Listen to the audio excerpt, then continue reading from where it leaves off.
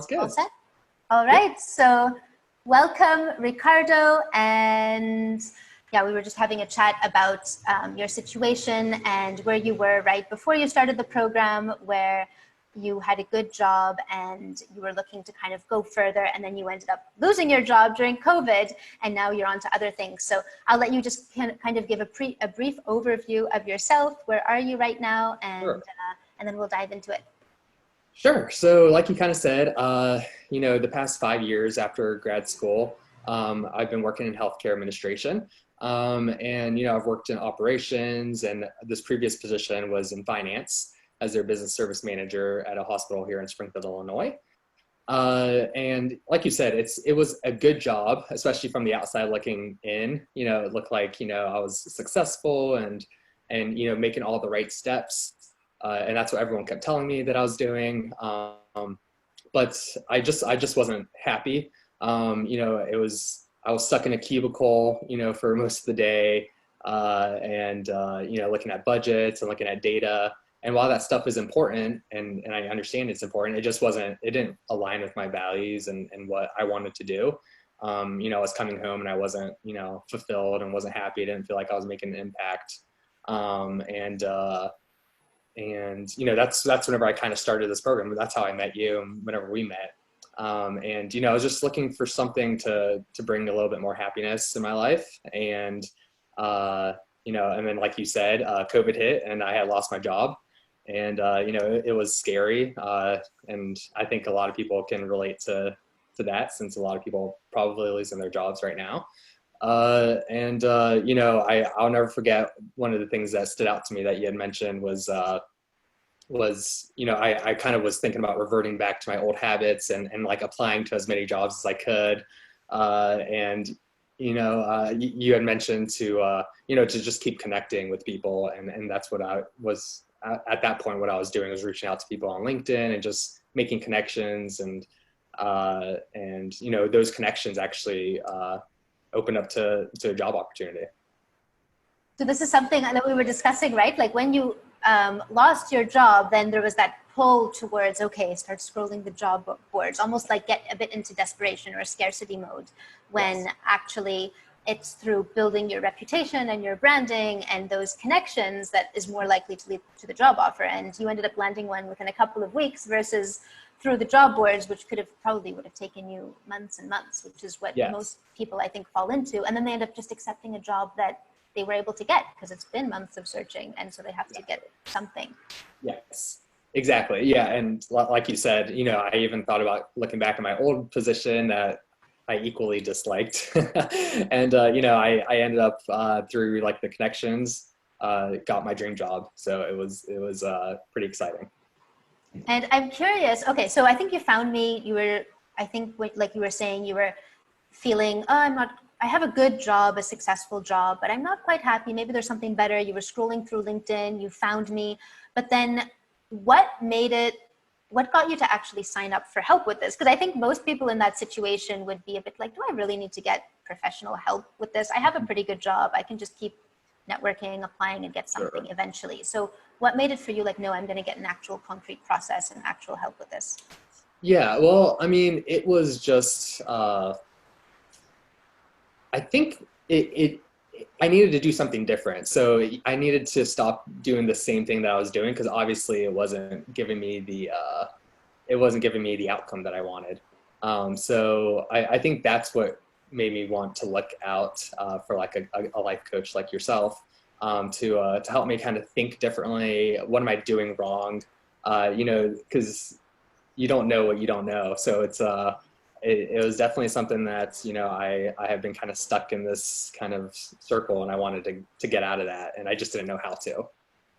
I think that is, okay, this is a really, really good point, just because, what you're saying, like, okay, I was stuck, I wasn't getting the result that I wanted, so I decided to do something different and get help.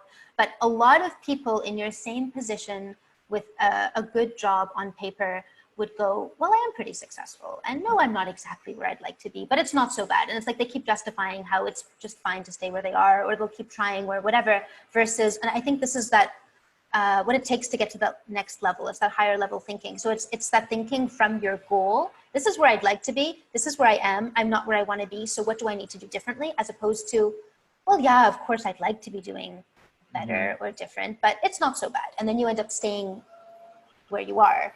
Yes. Or even going down where, imagine if you'd said, okay, I don't want to go further, and you just stayed where you were and gone, this is not so bad. And then you lose your job.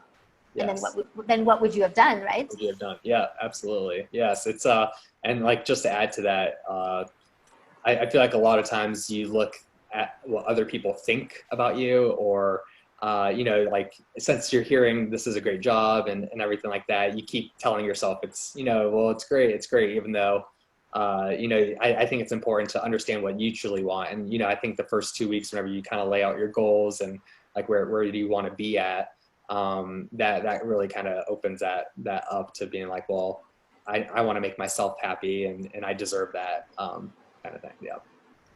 Yeah. Like that kind of thing, like allowing yourself to say, hey, I do deserve that goal. And yes. A lot of people would say it's far-fetched or it's too good to be true. Like you see this a lot with money where people say, I want to earn $200,000 or something. Sure. People are like, why do you need all that money? That's, you're already earning 80K. Why don't you just be happy at 80K? That's a good amount, right? And you go, oh, yeah, you're right. That is a good amount. And you don't go for what you really want. And money is just one example. But I also see it with people who are doing a job that they don't really enjoy. And they go, well, work is not supposed to be that enjoyable. I guess I should just be happy. Or like what was happening with you, where there were parts of your work that you did enjoy. Yes. But when you really looked at it, it was not the majority of your time. So it's, well, I'd like almost at least 90%, if not 100% of my time to be enjoyable, not just the 20%. Not just 20, yes, exactly. And like you said, there were small parts that I did enjoy, but it was a very small portion of my day that, the COVID, it was kind of I guess a blessing in disguise in a way for not how it impacted other people, but just for, kind of giving me this opportunity to really look at like, what do I want to do? Do I want to stay on this path? No, it wasn't, and it just kind of worked out. And I'm also curious, how did you give yourself permission to kind of really go for having that 90% or 100% be what you want? Because I feel like a lot of people, of course, they want that, but there's a part of them that's like, do I really deserve that? Or, if it happens, fine. But if it doesn't happen, well, most people don't enjoy their work. So what made you give yourself permission for that? And also get your wife's permission, because she was also supportive. And sometimes partners, of course, they're supportive, but sometimes they'll be like, well, come on, you have a good job. Yes. And that's exactly what I was going to touch base on. I said the thing that gave me permission is because in my mindset, whether you have to be like the breadwinner or whatever mindset you have. But I think my wife was the one who was just like, she really encouraged me to kind of continue to follow it. And she was actually the one who told me to kind of like, reach out to this person and ask them to kind of talk about me to this, to the position that I wanted. So I had a connection with the CEO of this company that I currently work with, or going to work with. But it was my wife who was kind of pushing me, and also like the encouragement that she gave me kind of gave me that permission to be like, okay, like this is, something that, she's for, because it's not just a job, it's also changing our entire lives, because now we're moving to Florida. So it's across the country. And it was, it's a big move for multiple reasons. And I couldn't have done it without her. So that's a good point. I think that's amazing, because I think for a lot of people sometimes, and I think it depends on you as well when you're talking to your partner. Some people sound like they're in a lot of doubt, and so they actually scare their partner because they're like, well, I don't know if I should really be doing this. And if you're in fear, obviously your partner is going to feel the fear and say, yeah, you're right, you shouldn't do this.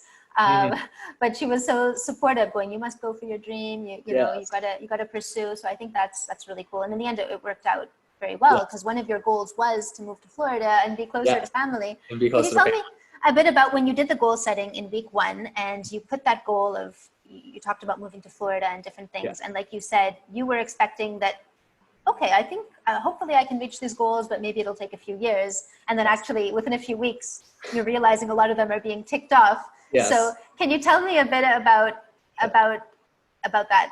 Sure. So yeah, for week one, we were talking about goals, and one of the exercises was, bring up your most like crazy dream, like your dream job, and don't hold back. And one of them that I wrote down was like being a mayor or a leader in my community, but I put a mayor, and the reason why was, I'm more of a people person, and I prefer to interact with people, and I want to feel like I'm making a difference on people's and communities' lives. And where I was at, it just wasn't fulfilling that aspect. But it's funny because this new position, so it was a promotion. So I went from a manager to a director position, and it's for a nonprofit organization called Catholic Charities. And so that will be, the things I get to do on a daily basis are going to be, focused on helping others, and that was a big part of my goals. And I get to be a community leader. So it was funny to kind of look back at like this dream position that I had for myself, and slowly was ticking off. I got to go to Florida, be close to family, very good work-life balance, good paying job. So it's not a decrease in pay or anything like that. On the contrary, it's an increase in pay. Mm-hmm. And a lot less hours, right? Yeah. And it just aligns with just who I am as a person and my values. And it was kind of incredible how, like, looking back, and how even though it wasn't the dream job like I had thought it was, it is kind of, because it ticked off every single thing that I had written about in that first week. So it's pretty amazing to look back, and like you said, and instead of a few years, how quickly things happened. Yeah, it's kind of weird and magical in a way. I mean, it's not magical because you took certain steps, but yeah, when you look back, it's like, oh wow, I thought that would take years, and it only took a couple of weeks. And then exactly. Are you having that feeling of, well, now what do I do? What are my next goals? Yes. Going to be? Yeah, it is a strange feeling. 'Cause now I got to go back and start new goals. But I think like we talked about earlier, it might not have to be career focused. Now it can be like more like personal focus. So one of those things with this work-life balance is, we would like to travel abroad more, and kind of experience life a little bit more, and do those type of things. So I think the goals that we have now will be more of personal goals, and more like fun goals rather than like job goals. Yeah, and I think this is also a really interesting thing, because a lot of people, when they think of a goal that's sort of this big dream goal, sometimes they almost give themselves too much time to achieve it. Not that there's a deadline per se sometimes, but they think it's so big, they'll need the rest, the next 20 years, and then one day I'll be mayor, one day I'll be this.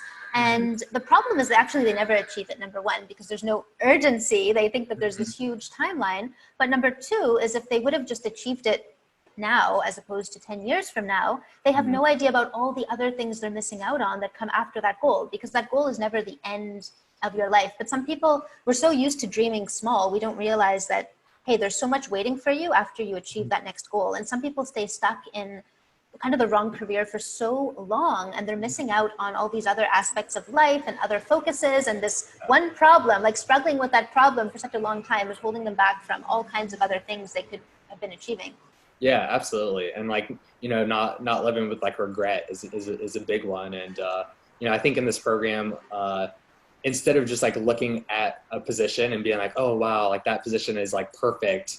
And even if it's in like a different industry, or, and you think it's not possible, I think it does push you to kind of like, okay, what steps do I need to take now to like get to that position? So even though it might not happen, if you might not be able to go from like, I don't know, like the art scene to like a financial scene or whatever it is. But I mean, you need to like start, talking to people and kind of like meeting with people. And that's how you get to know not only like that position, but like, the steps to get to that. And, some of the other interviews that I had with other people and other organizations, they were very helpful, because sometimes they would be like, oh, well, maybe that wasn't the job that I thought it was. So you might think it's a dream job at first, and then as you start talking to them about it, it's like, oh, well, actually that isn't what I thought it was. So I think the connecting with people is so important, like you had mentioned, because you really get to know what that is, and it might not be the dream job that you thought it was. Yeah.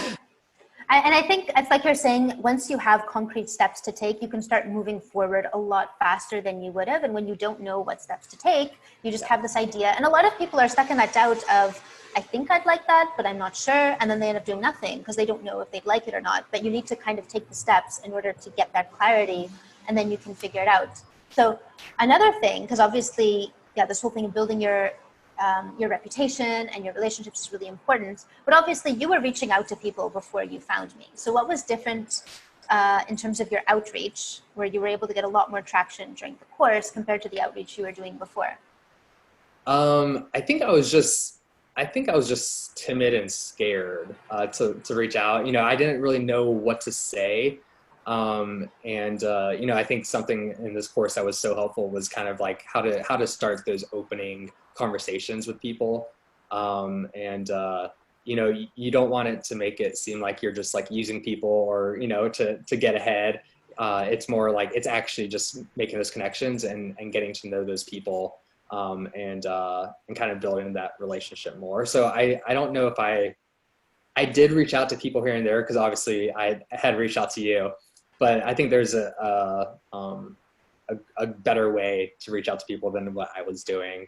Yeah, I think it sounds like you knew you should be reaching out to people, so you were kind of doing it, but you also knew you weren't quite doing it the right way. So that was holding you back because you knew that it wasn't probably coming across properly, right? Exactly. Yes. And so once I did change that, I mean, people were a lot more receptive, and people want to help other people. So I mean, it was people want to help good people. So, and also with all the, we went through your value, and it was really clear, okay, this is how valuable of a person you are. I think that was a big thing as well in terms of how you are coming across. Like, you've done some really great things, but it wasn't coming across on your LinkedIn or on your CV. So you had to get clear on how to get that across before you started the outreach, so that they actually saw you as someone of value to them. That was a big one too. Like updating the CV, and that I wasn't giving enough specifics, and kind of giving the the actual numbers or data in there, and kind of giving concrete examples in my resume. And I think that also really helped, instead of kind of being so generic like I was being before. So yeah. Yeah. I think that was a big factor as well. So, so bring us up to speed on where you are today. So you guys you're moving, you have a newborn baby as well, right? Yes.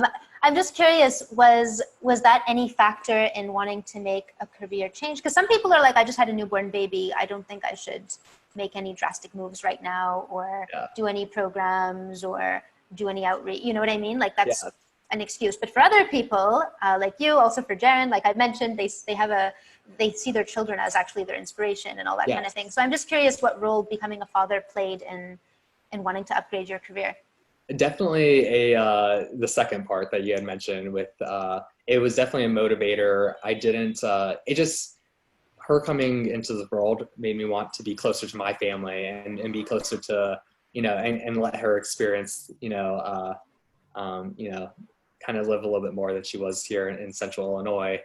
And yeah, so I think it kind of, instead of scaring me, it actually motivated me to be like, okay, like let's do this. And I even told you, still part of my goal is to eventually live abroad, which I haven't given up on. I think one day it will happen, but I want to do that also for her. I think it would be great for her to go see the world, see different culture, and learn different languages and things like that. So all those things kind of played a factor, but I think it did push me to, at this point in our lives, to move down to Florida and be close to family was a big part. And whenever I got this position and it was right there next to my family, it was, it's just kind of surreal, kind of meant to be, I guess.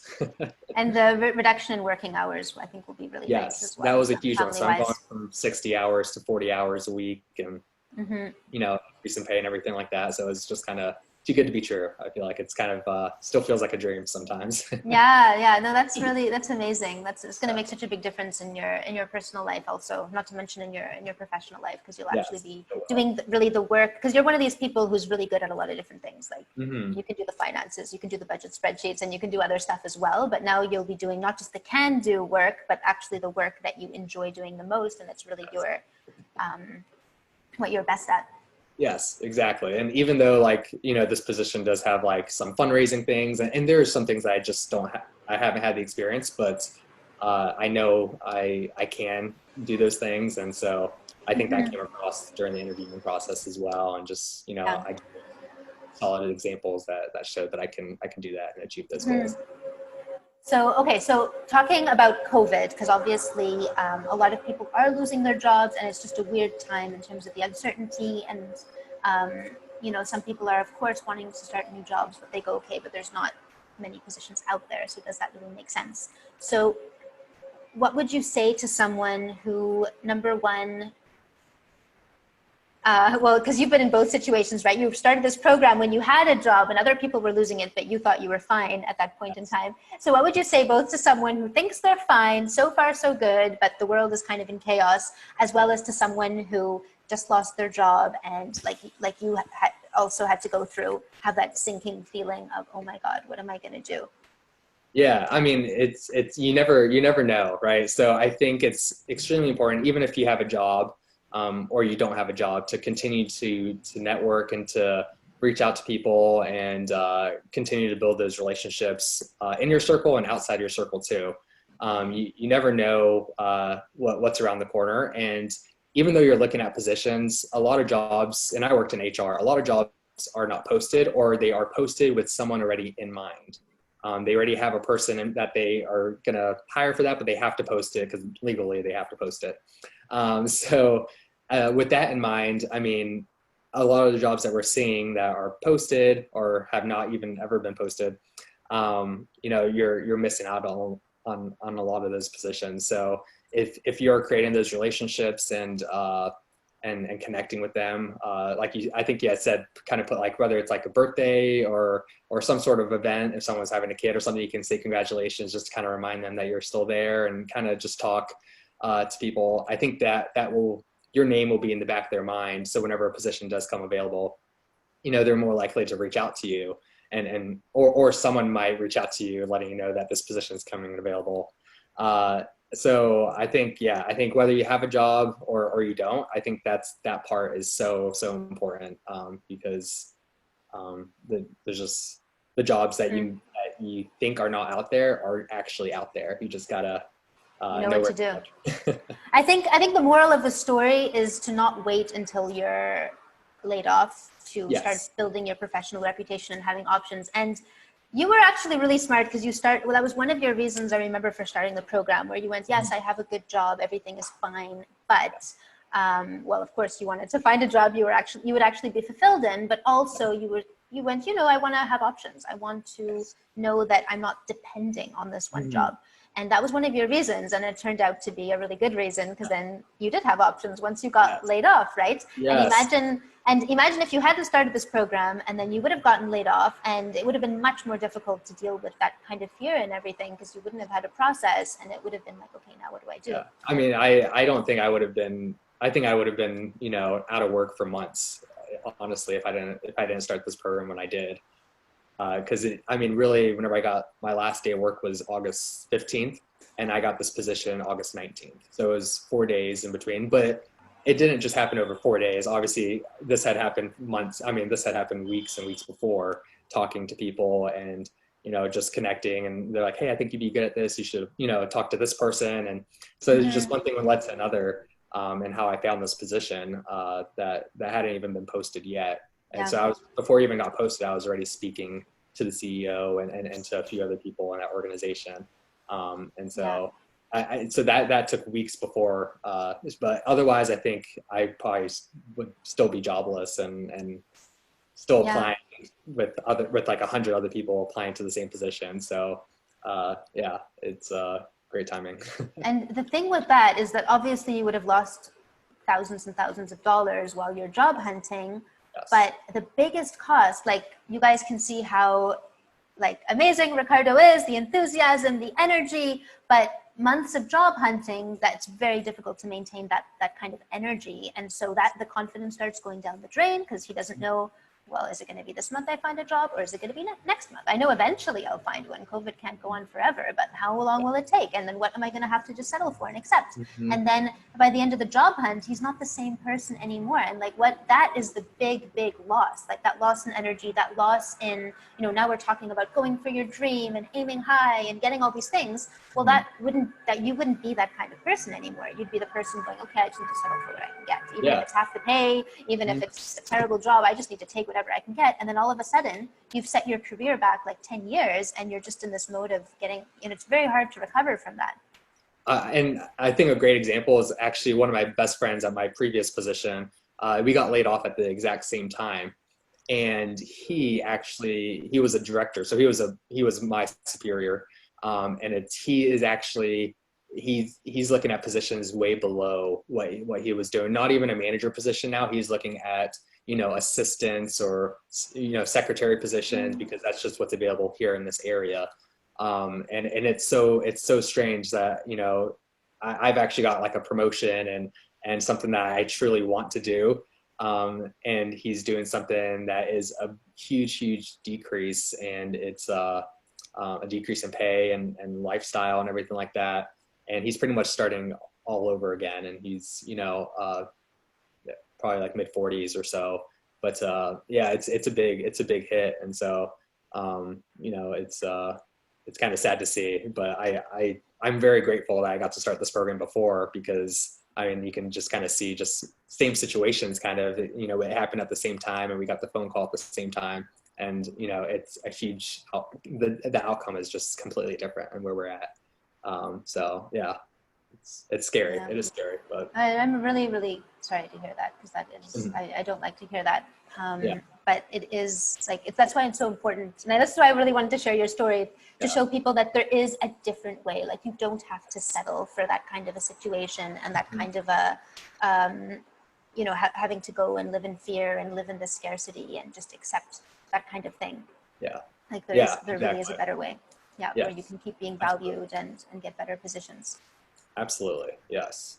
Yeah. So what else do you want to share? What would you say to someone who's on the fence, whether they're employed right now or whether they've been laid off, whatever situation they're in, who's thinking about, I think I should get help with my career, but I'm not really sure if I want to do a program. Do I really need that? Sure. I would just say, the old way doesn't always work. And kind of like what we're going back to is sitting there as a full-time job and just applying, and you're not getting any response back. So I feel like this program is extremely important.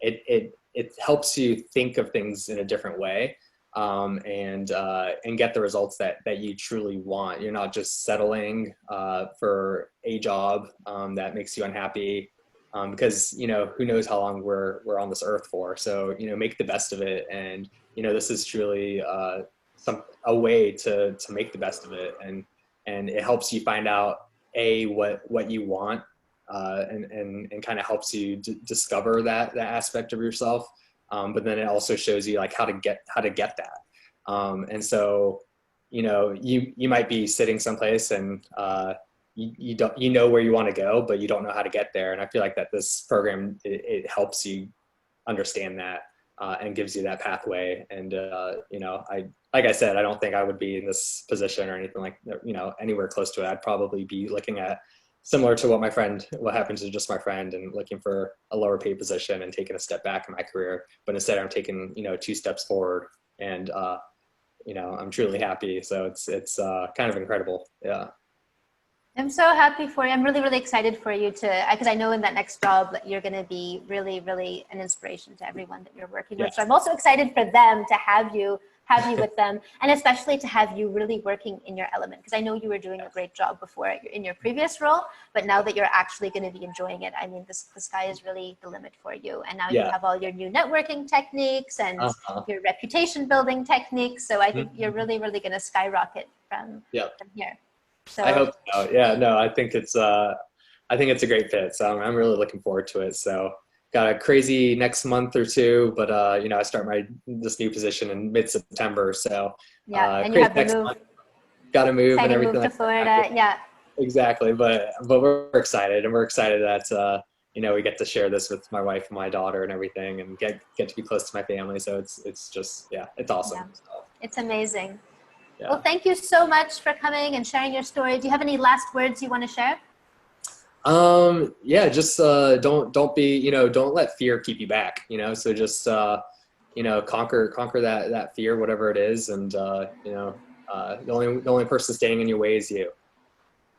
Yeah, it sounds cliche, but it really, I think Yeah. everyone needs to get clear on how they experience fear and just kind of just understand that, and then understand what their best ways are to move forward. Because it's like you're saying, a lot of times the thing you're most afraid of is actually the thing that you need to do. Yes. And it's a matter, but fear shows up differently for every single person. So Mhm. I think it's a case of getting a bit comfortable with it. And I think this is something that you did really well. You know, I'm sure starting this program was not totally without fear. I'm sure there was a bit of like, oh, there's a bit of fear, but you're like, you know what, I'm going to do it. And then same when you lost your job, you had that fear, but you just kept on going. You just stayed Yes. focused on the goal. And I Yeah, think it's so easy that's to why you've been revert so back. successful. Yeah, Yeah. it's so easy to revert back, but I mean, it was you know, I just stayed on the path that you had led me on, and sure enough, that's where I got to be. So Well, I'm really excited for you. We'll definitely be in touch. I'm looking forward to hearing all about the move to Florida, how you guys settle in, how the new job goes. yep. And thanks so much, Ricardo, for Thank sharing you. your I story. appreciate it. You have a good rest of your day. We'll talk soon. Okay, thanks so much. Yeah. Bye, Dahlia. Bye.